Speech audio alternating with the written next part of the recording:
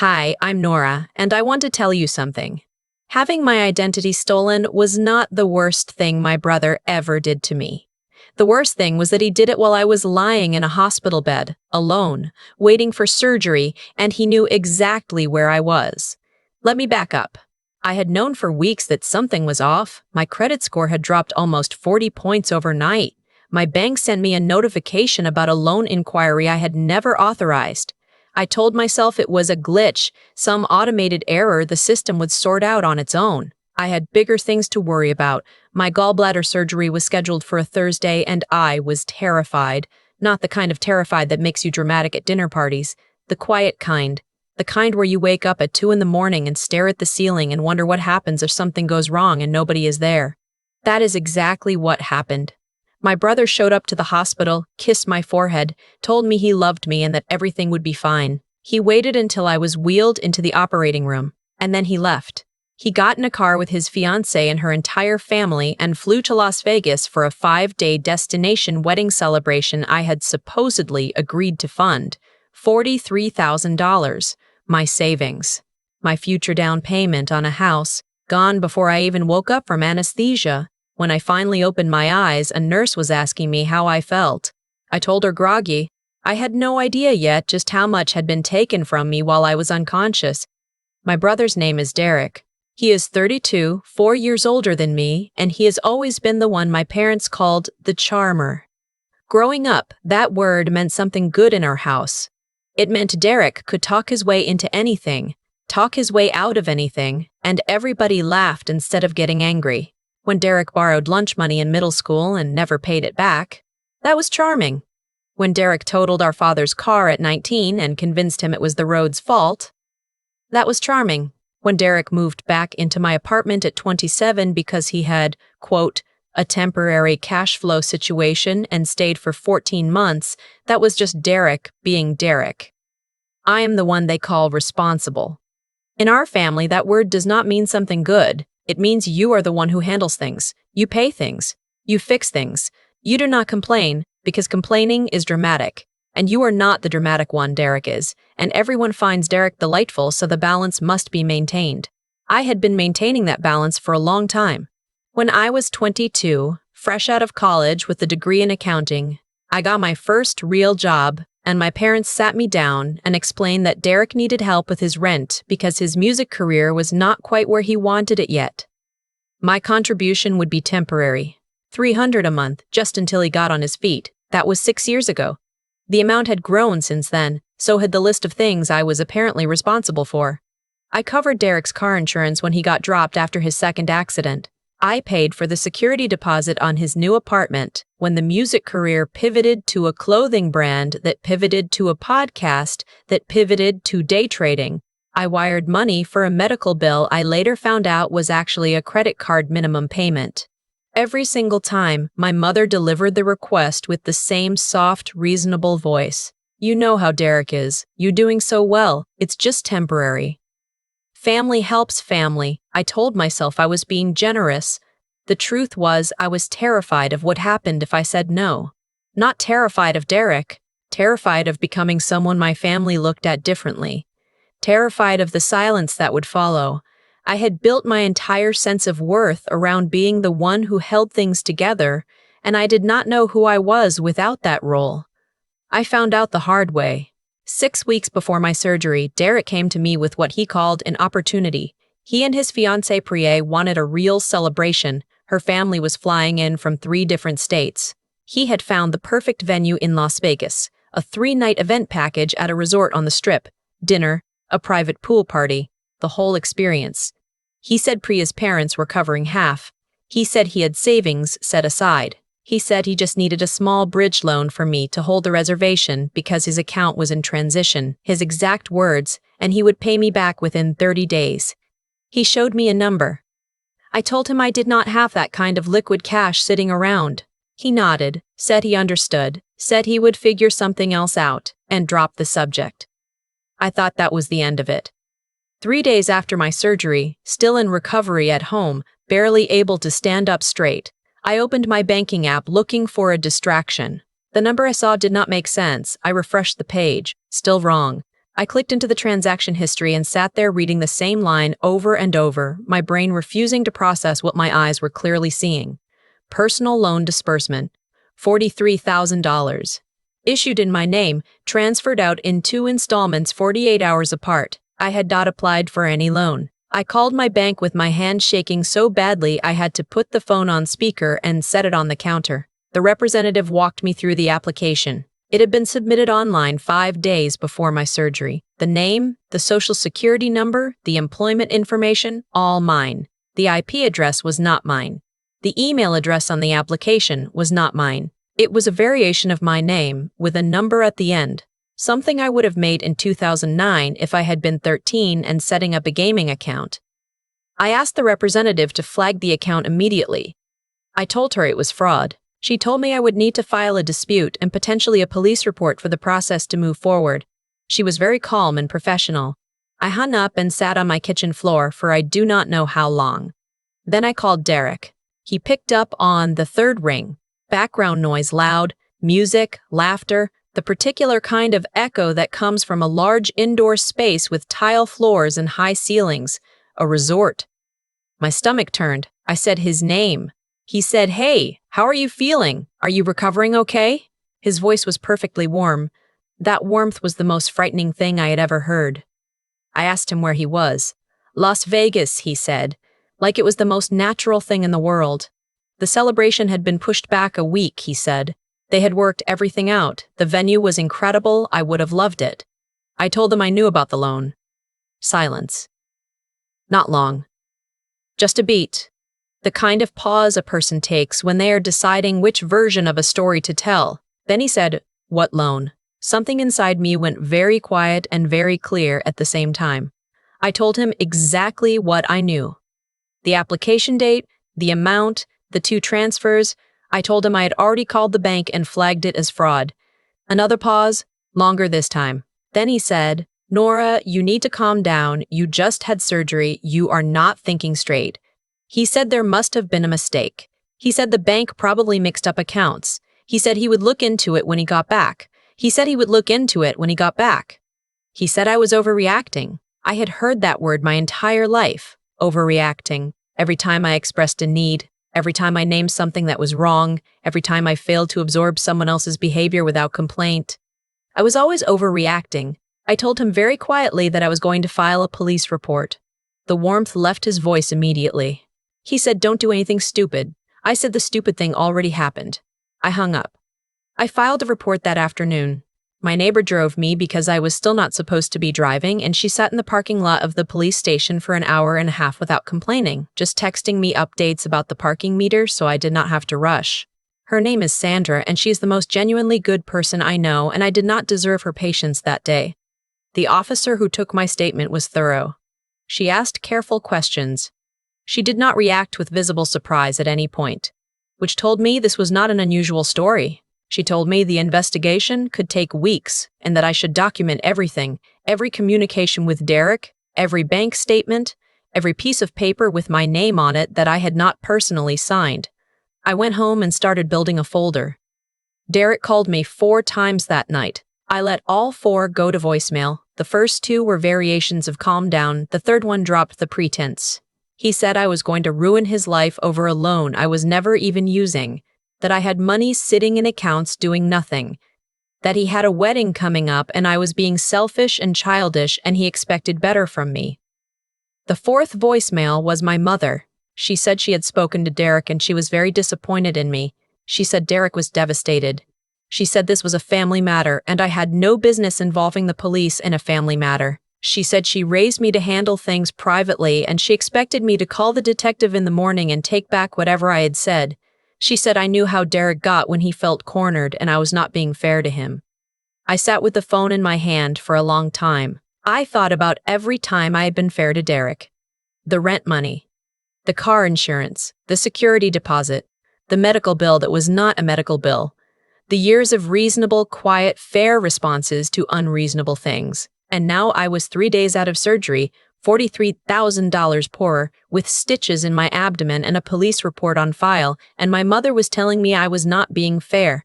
I did not call the detective in the morning. I forwarded the voicemails to my case file. Then my mother escalated. She posted on Facebook. The post was long and the language was careful. No names, just enough detail to be recognizable to anyone who knew us. She wrote about how devastating it was when family turned on family over money. She wrote that some people forgot where they came from the moment they started doing well. She wrote that she prayed for healing and that she hoped certain people would remember who had always been there for them. I read the comments. Aunts and cousins and family friends who had no idea what had actually happened, lining up to offer support. My aunt wrote that money changed people. A cousin I had not spoken to in years wrote that blood was thicker than water. My mother responded to each one with a sad heart emoji. I had a choice to make. I could let the narrative sit, or I could put the receipts in the same public space where the narrative had been planted. I thought about it for one full day. I considered every consequence. The discomfort. The permanence. The people who would take sides based on who they had known longer rather than who was telling the truth. I thought about how many times I had stayed quiet to keep the peace and how much peace that quiet had actually bought me. Then I posted. I did not write a long emotional statement. I posted the bank transaction record with Derek's IP address on the loan application, which my bank had provided as part of the fraud documentation. I posted a screenshot of the resort reservation, which Derek had forwarded to me weeks earlier when he was trying to get me excited about attending, showing the payment method, my credit card number, the last 4 digits visible. I posted the third voicemail in which Derek said I was never even using the money. I wrote 3 sentences. My brother applied for a $43,000 loan in my name while I was in the hospital having surgery. I am 3 days out of recovery. I have filed a police report. I turned off notifications and went to sleep. By morning, the post had been shared 47 times. Messages flooded in from people I had not spoken to in years, from strangers, from 2 people in my industry who said almost the same thing had happened to them. My cousin Rachel, who I had been close to as a child before we lost touch, sent a long message that said she believed me, that she was sorry, that she had a feeling something like this had been going on for a long time. Derek went quiet for exactly 18 hours. Then he posted his own version. He said I had agreed to co-sign the loan and changed my mind after the fact. He said I was trying to destroy him out of jealousy because he was finally happy. He said I had always resented his relationship with our parents. He had no receipts because there were none. The story fell apart under the weight of the documentation I had already posted. His fiancée's sister commented on his post asking for clarification. Then Priya herself went quiet on social media entirely, which told me something significant was happening in that household that had nothing to do with me. I stayed out of it and let the documents speak. My mother called me 12 times over the following 3 days. I answered on the 4th day, not because I was ready, but because I had decided that some things needed to be said out loud rather than processed in silence indefinitely. She told me I had humiliated the family. I told her the family had humiliated me. She told me Derek was falling apart. I told her Derek had made choices and choices had consequences, and I was not responsible for managing his emotional response to accountability. She told me I sounded cold. I told her I had learned from years of practice that warmth in our family was conditional on compliance, and I was no longer willing to comply. She went silent for a moment. Then she said she did not know who I was anymore. I told her I had spent most of my adult life not knowing who I was either, and that I was starting to find out, and that it turned out the answer had nothing to do with how much money I was willing to hand over. She hung up. I sat with the silence and realized it did not feel like loss. It felt like the first breath after being underwater for a very long time. The investigation moved faster than I expected. My documentation was thorough.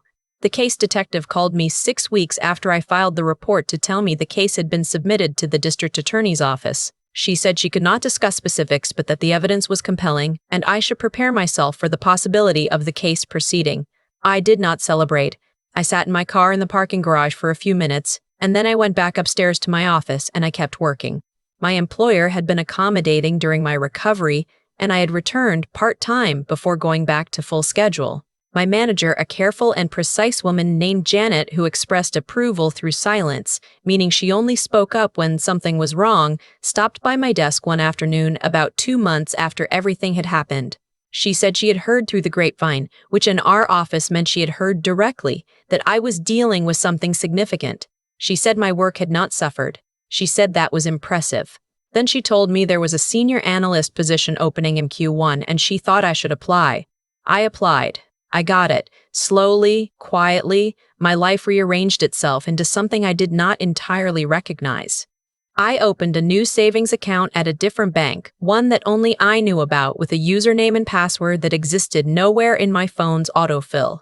I built a new emergency fund from scratch. I started therapy not because I was in crisis, but because I had spent so many years prioritizing everyone else's crises that I genuinely did not know what my own interior landscape looked like, and I thought it was probably time to find out.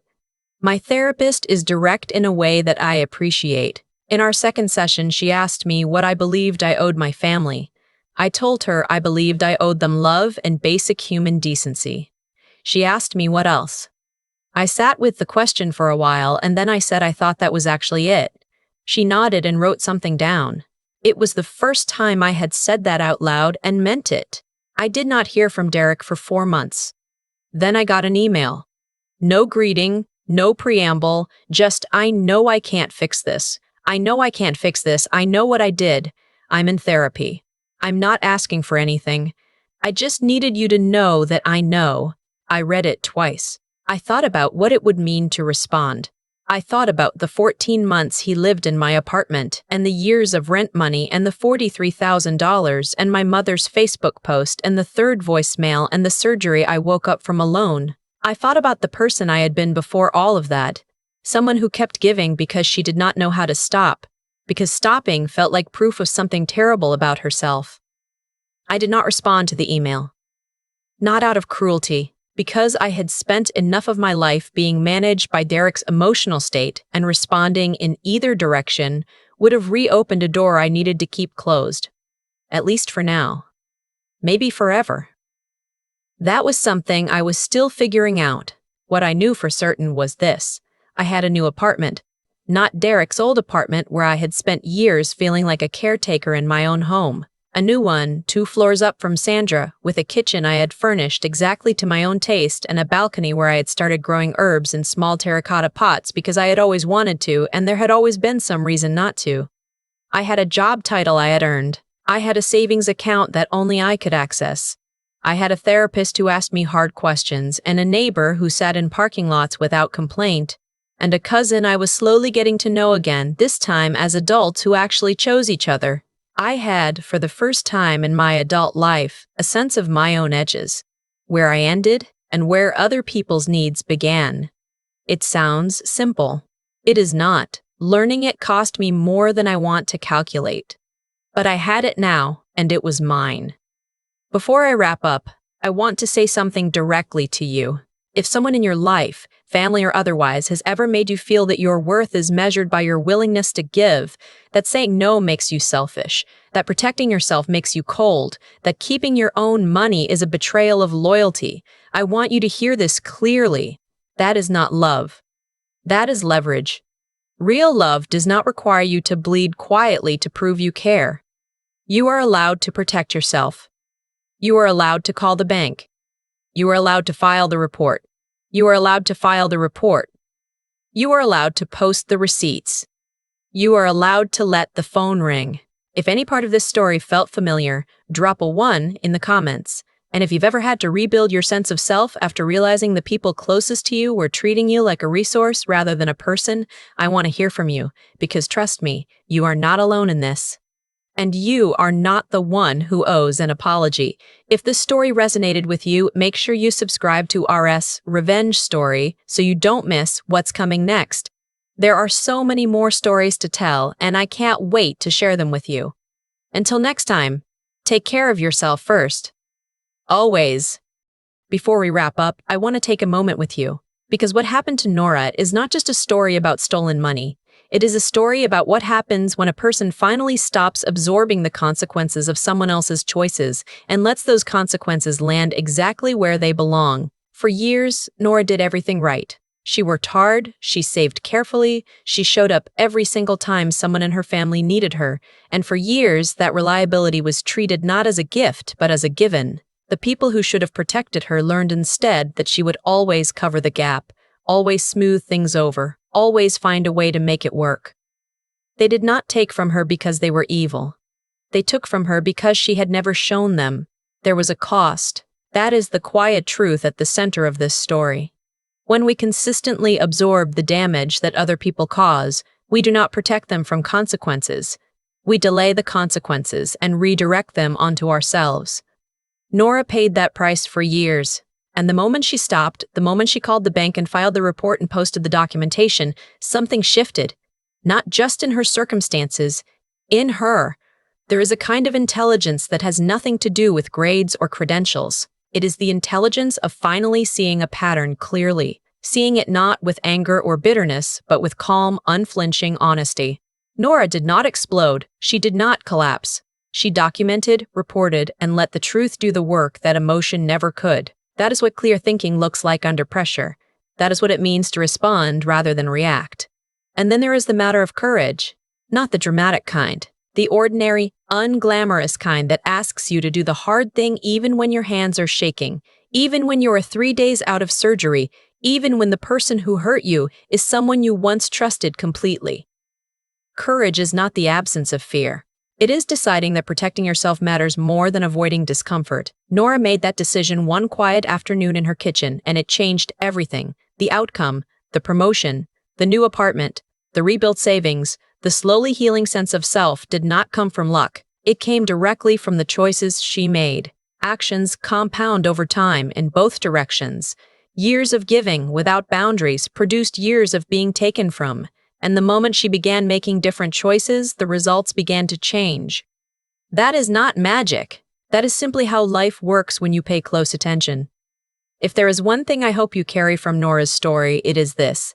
You do not have to wait until something catastrophic happens to start protecting yourself. You do not have to earn the right to say no. You do not have to justify your boundaries to the people they inconvenience. The version of you that holds firm, thinks clearly, and refuses to be diminished, that version already exists.